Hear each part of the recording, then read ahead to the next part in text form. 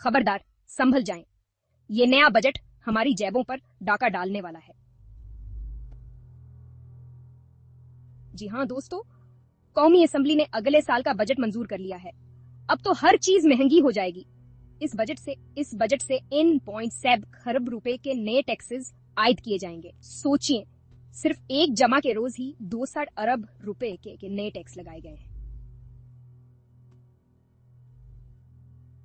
लेकिन हैरत की बात यह है कि आम शहरियों की जिंदगी मुश्किल बनाने के बावजूद रिटायर्ड और मौजूदा ब्यूरोक्रेट्स और फौजी अफसरान की प्रॉपर्टी की खरीद और फरोख्त इनकम टैक्स माफ कर दिया गया है और स्टॉक मार्केट पर टैक्स लगाने की तजवीज भी रद्द कर दी गई है।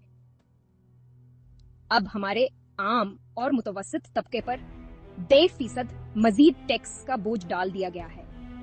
भला बताइए, क्या ये बजट वाकई आवाम दोस्त है? आपकी क्या राय है? हमें कमेंट्स में जरूर बताएं।